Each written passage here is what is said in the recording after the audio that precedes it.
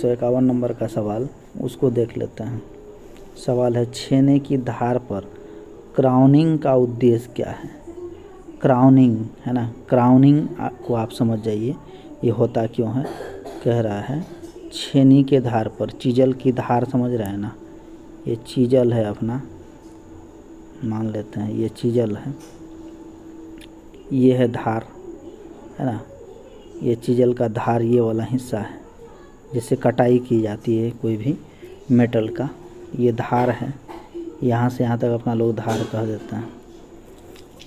अब ये इसी में उत्तलता, क्राउनिंग मतलब होता है उत्तलता।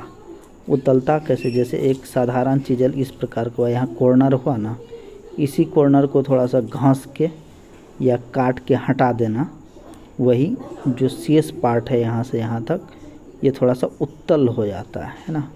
इस कॉर्नर को हटा दिए, इस कॉर्नर को हटा दिए, ये थोड़ा सा बीच में आ गया उत्तल टाइप का, इसी को कहते हैं अंग्रेजी में क्राउनिंग है ना, और हिंदी में कहिएगा उत्तलता है ना। क्राउनिंग देने का उद्देश्य क्या है, इसी के बारे में पूछ रहा है आपका सवाल में।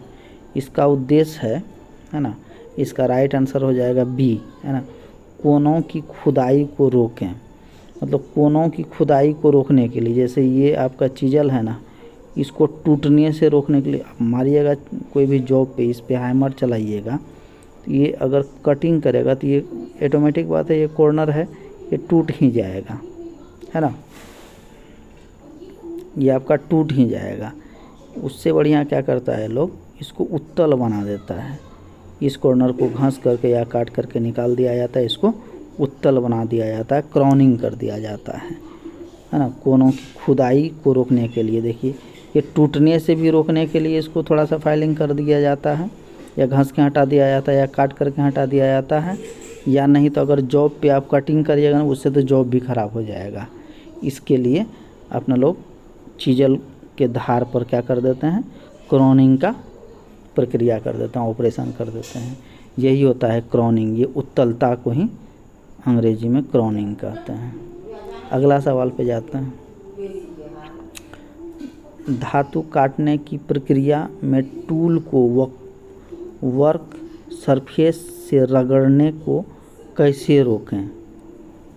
देखिए एक चीज़ आप लोग पढ़े होंगे, रेक एंगल है ना, क्लियरेंस एंगल, कटिंग एंगल सुने थे ना आप लोग, चीजल से ही संबंधित है। देखिए ये अगर हमारा जॉब है, ये जॉब है, यहीं पे अपना लोग चीजल का यूज करते हैं, काट रहे हैं चीजल से है ना, ये चीजल से काट रहे हैं। यहाँ भी एगो एंगल है, इसके जस्ट सीधे में, इस एंगल को क्या कहते थे अपना लोग, रेक एंगल है ना, रेक एंगल कहते हैं ना, ठीक है। और ये जो कटिंग है, यहाँ से यहाँ तक जो कटिंग किया है, इसको अपना लोग क्या कहते हैं, कटिंग एंगल भी कहते हैं, या लिप एंगल भी कहते हैं है ना, या पॉइंट एंगल कहते हैं।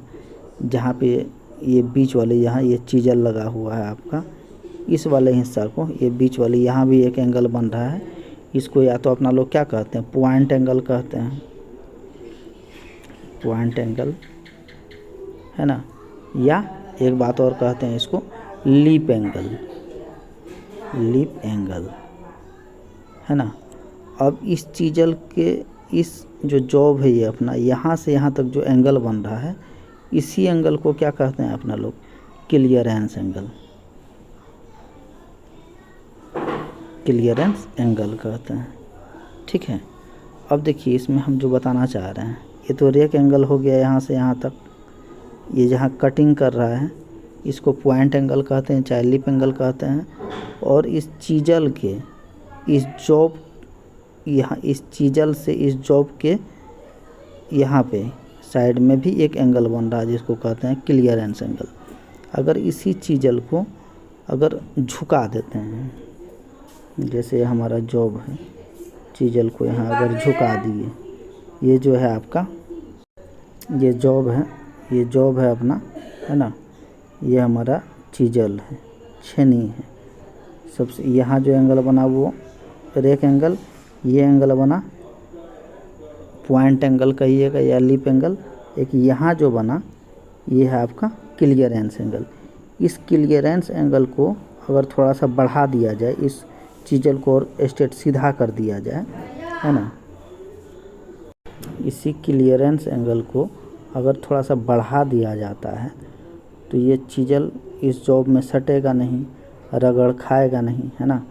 इसी क्लियरेंस एंगल को अगर बढ़ा दिया जाए, इंक्रीज कर दिया जाए, तो क्या होगा, सरफेस में रगड़ नहीं होगा, है ना। अब आते हैं सवाल पे। रगड़ने से रोक सकते हैं अगर इंक्रीज कर दिया जाए आपका क्या, क्लियरेंस एंगल। इसलिए इसका राइट आंसर हो जाएगा, इसका राइट आंसर हो जाएगा आपका सी, है ना।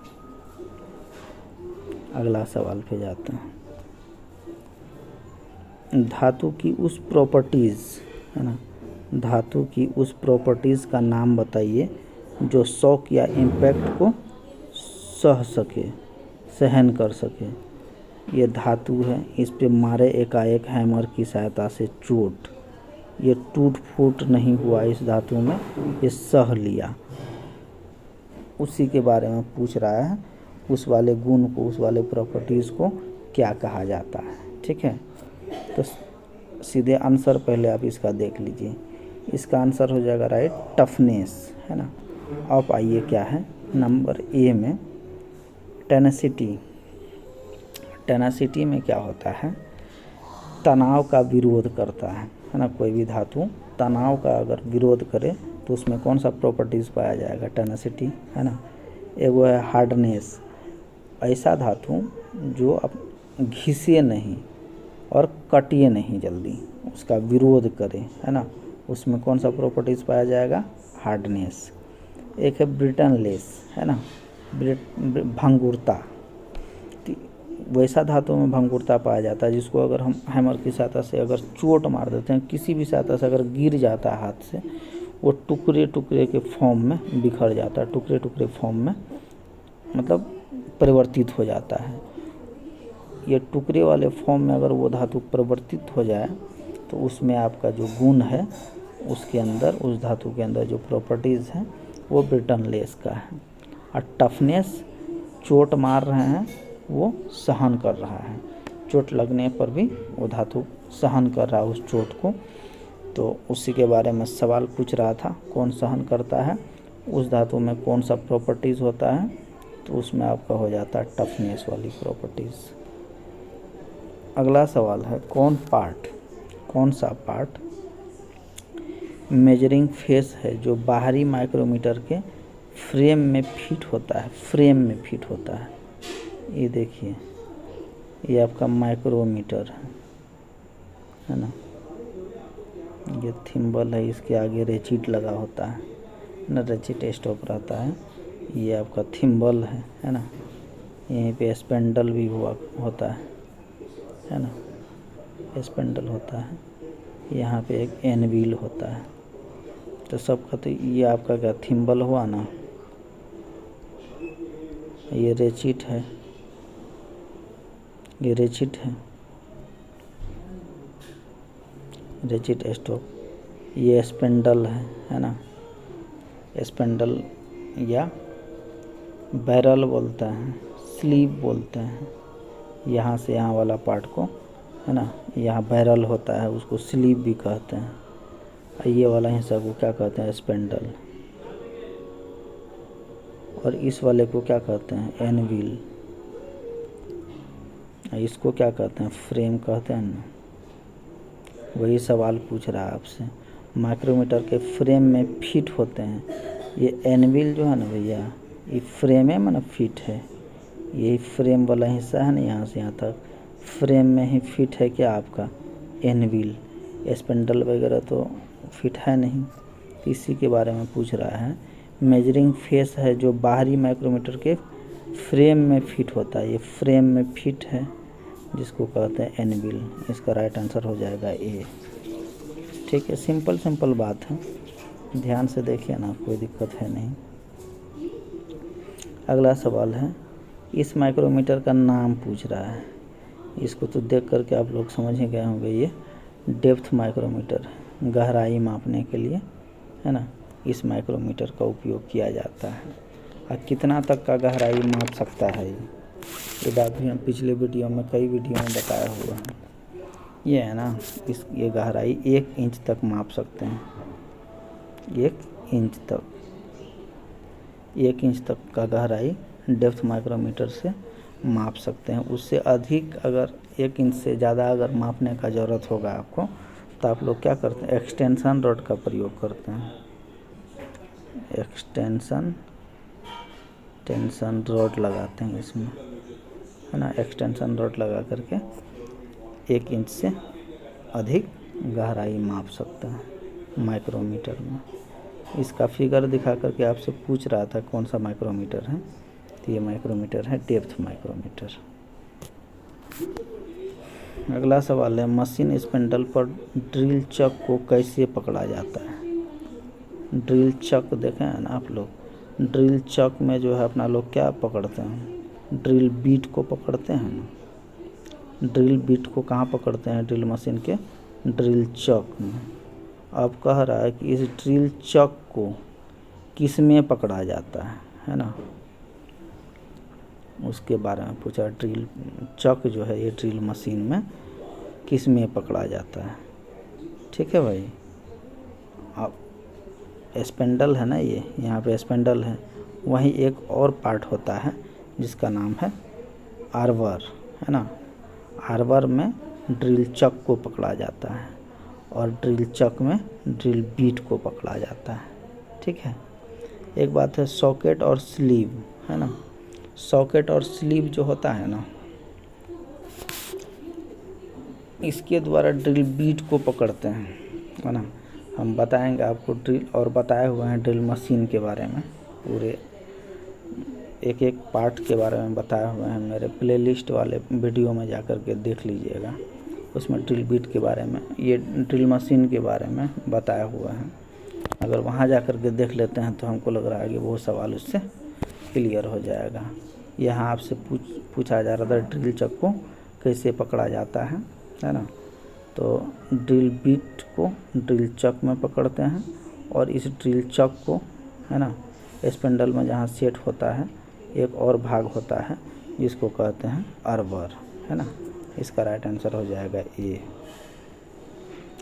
अगला सवाल है, कौन सी ड्रिल मशीन में स्पिंडल हेड को कॉलम के पास और दूर करा सकते हैं।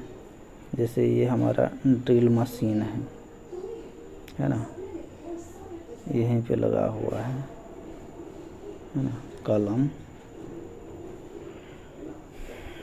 यहीं पे होता है रेडियल आर्म, है ना, यहाँ पे होता है radial arm.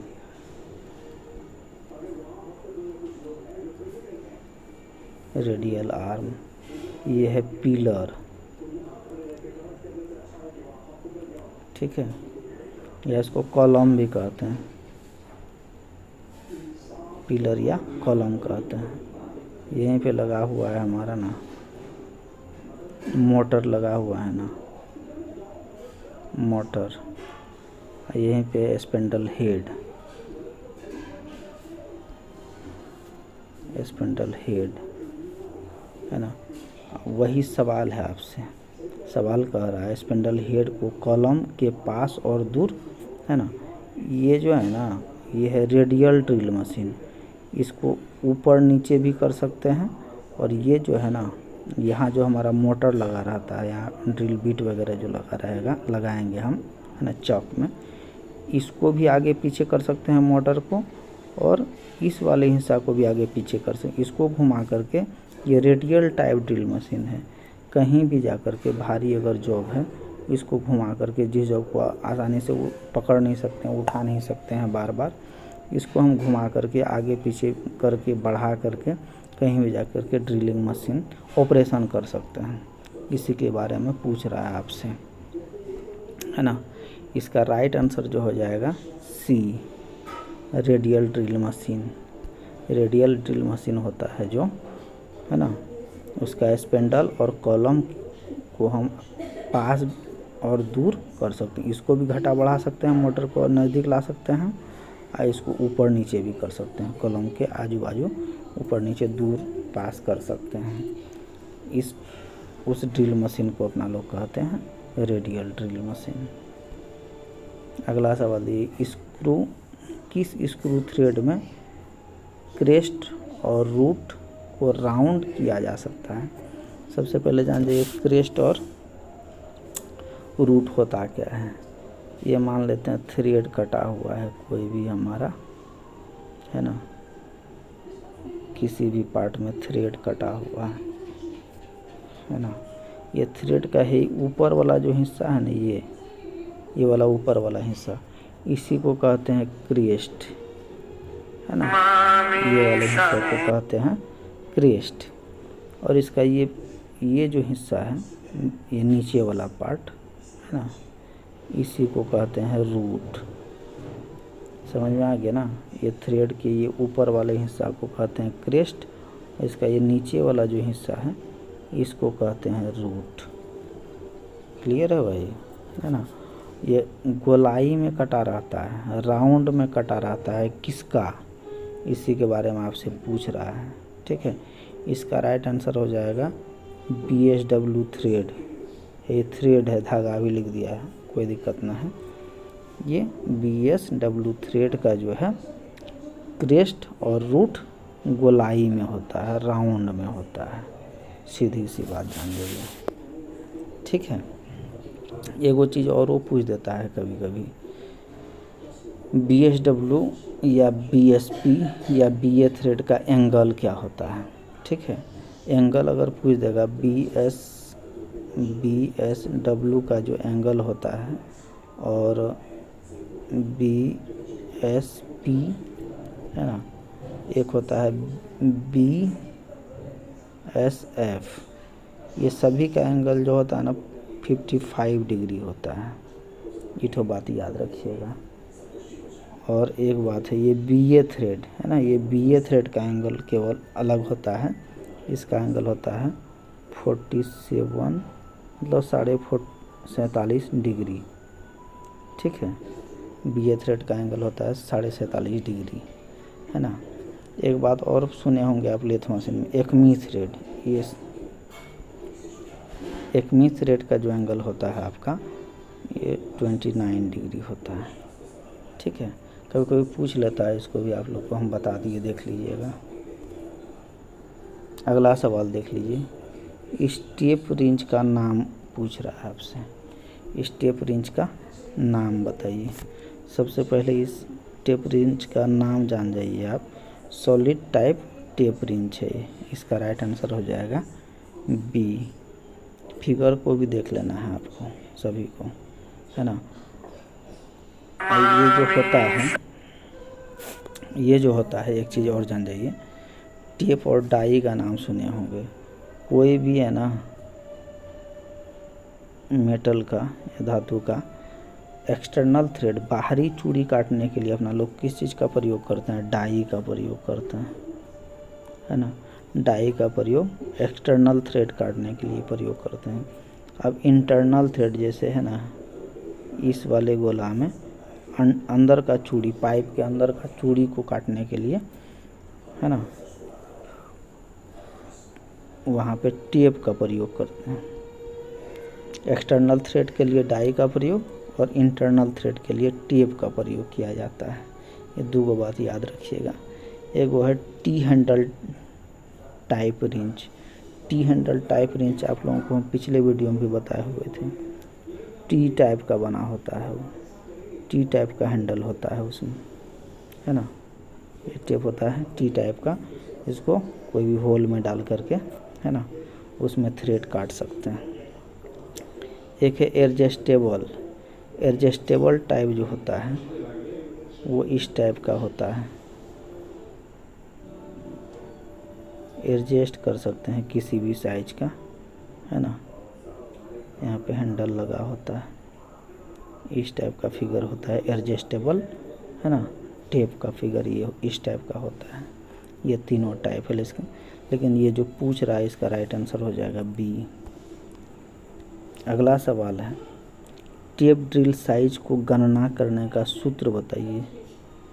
Tape drill size का, है ना। आप लोगों को याद होगा एक वो बात हम बताए हुए थे आपको, टी डी एस बराबर होता है टी एस, है ना, माइनस 2D।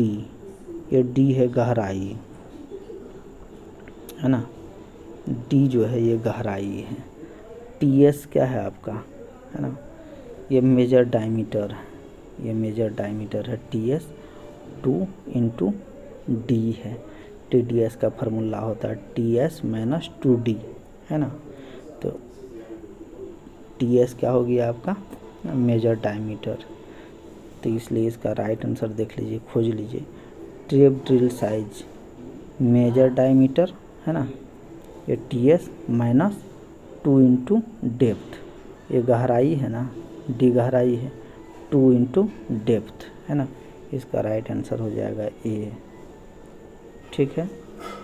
सवाल इसका किस प्रकार से आता है, AM10 दिया रहेगा, है ना, उसके बाद क्या रहेगा, तो 13.5 रहेगा, इस टाइप से 1.35, है ना, M10 इंटू 1.35, इस टाइप से सवाल रहता है, देखने को आप लोगों को मिलेगा। और एक बात यही केवल याद रखना है, TDS ये केवल फार्मूला पूछ रहा है। इस टाइप का सवाल हम पिछले कई वीडियो में बताए हुए हैं, उसको अगर जा कर के देख लेते हैं तो आपको इस टाइप का सवाल आसानी से बना सकते हैं।